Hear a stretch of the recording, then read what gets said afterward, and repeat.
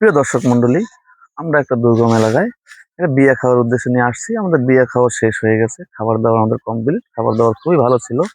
তো এমন একটা এলাকা আসছে, এখানে বাগানের ইয়েটা বেশি, আশেপাশে মানে গাছপালা অনেক বেশি, ঘনবসতি বলতে নাই। বাংলাদেশে এত জনগণ, আমরা যারা ঢাকা শহর থেকে আমরা জানি যে লোকের উপর লোক থাকে, কিন্তু সেই তুলনায় এখানে লোকের সংখ্যা খুবই কম, বাড়িঘর একবারে সীমিত।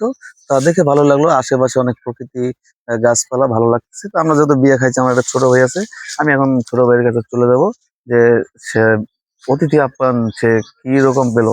হ্যাঁ ভাইয়া, তুমি কেমন আছো? আলহামদুলিল্লাহ ভালো আছি। তা তুমি তো বিয়ে খাইতে আসছো নাকি? জি। খাওয়া দাওয়া হয়েছে তোমার? হয়। তো খাওয়া দাওয়া কেমন খেলা? আল্লাহ রাখ ভালো খাইছে। সব ঠিকঠাক ছিল? জি। তুমি যে খাবারগুলা খেলে তুমি কি শুকরিয়া আদায় করছো? হয়। সব ঠিকঠাক না? জি। তো দর্শক মন্ডলী, সে খাবার খেয়েছে, সে বলতেছে অতিথি আপ্যায়ন নাকি খুবই ভালো হয়েছে। তো আমরা এখন অন্য একটা ভাইয়ের কাছে চলে যাব, তার কাছ থেকে তার মতামত আমরা জানবো। তো আরো একটা ভাইয়ের কাছে চলে আসছি, আমরা তার সাক্ষাৎকার নেব যে সে খাওয়া দাওয়া করে কেমন এনজয় করলো। তা ভাইয়া, তুমি কেমন আছো? ভালো আছি। ভালো আছি। তা বিয়ে খাইছো? হ্যাঁ। মন ভরছে? পরাণ ভরছে? হুম, সব ঠিক ছিল? ঠিক ছিল তা সব। বিয়ে কি আইটেম খাওয়াইলো তোমাদের? খাইলো কত রকম, অনেক রকমের আইটেম। অনেক রকম আইটেম। তা এই বিয়েটা তো বরিশালের অতিথি আপ্যায়নটা তোমার কাছে কেমন লাগলো? ভালো লাগলো।